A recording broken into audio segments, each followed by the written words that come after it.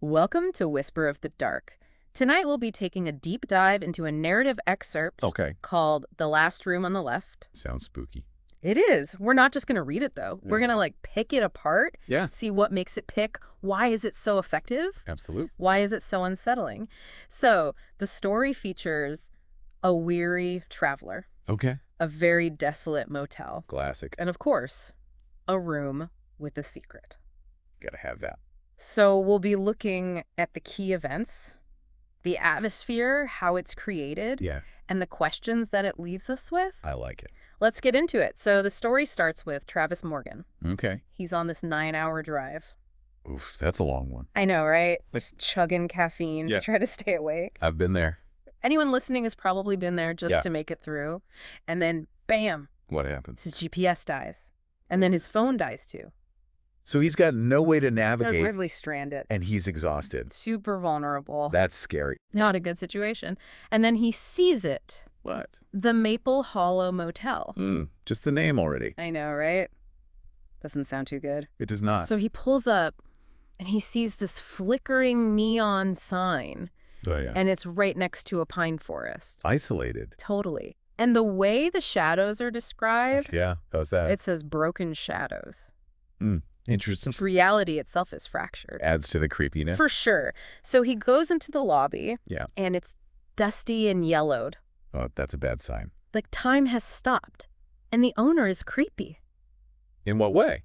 Bloodshot eyes, thin gray hair, raspy voice. Oh, I've seen that movie. But then there's this detail. What? He shakes the owner's hand. Yeah. And it's ice cold. Whoa. Like unnaturally cold. That's freaky. Yeah. So, of course, there's only one room left. Oh. It's like he doesn't have a choice. right into the trap. And it's room 107. The last room on the left. Oh, yeah. You know something bad is going to happen. Yeah, that never goes well. And he feels like the owner is watching him Oh, that's creepy. as he goes to the room. Okay, so he gets to the room. Yeah. And the air is thick and unmoving. Can't you just feel that? So oppressive. Yeah. And the wallpaper, Yeah. it's stained and peeling. Like some history there. Like something bad happened. And then there's the mirror. Oh, there's always a mirror. This one is like tall and freestanding. Okay. It's bolted above the dresser. Why would they bolt it down? That's what I'm saying. And it's warped. so, things look distorted. Yeah, creepy. For sure.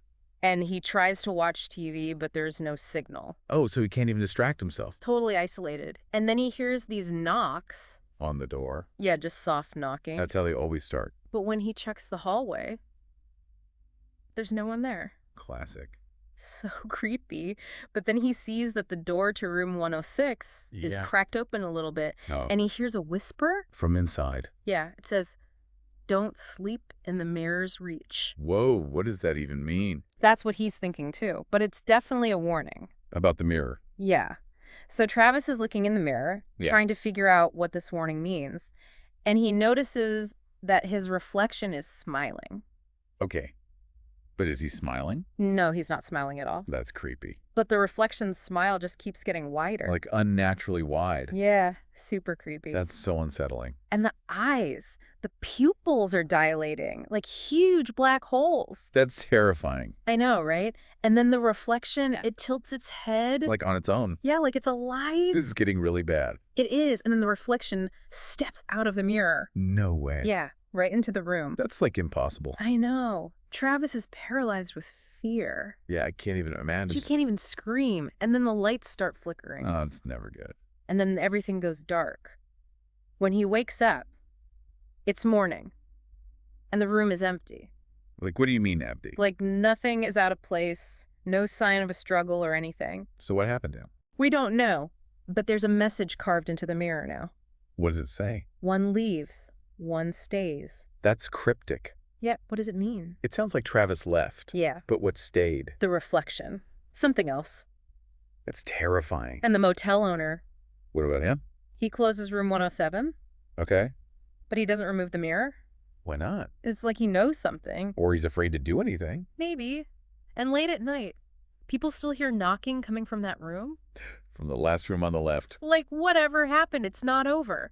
So creepy. So what do you think? It's a classic haunted mirror story, Yeah. but with a really unique twist. Yeah, I liked the message. The one leaves, one stays. Yeah. Makes you wonder who or what stayed. And the owner knowing something, but not doing anything about it. Super creepy. It's like he's trapped, too. Or maybe he's part of it somehow? I didn't think of that. Could be. So we've got isolation, technology failing, Yep. unreliable appearances. Right. Yeah, and that feeling of violation. With the reflection coming out. Exactly. Mm. What do you think it all means? I think it taps into our deepest fears. Yeah. Of being alone, not being able to trust what we see. And losing ourselves. Like our identity being taken over. Yeah.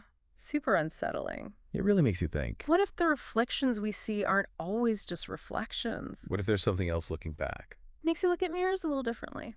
Definitely. Well, thanks for joining me tonight for this deep dive. It's been a pleasure. Until next time, keep the lights on. I will.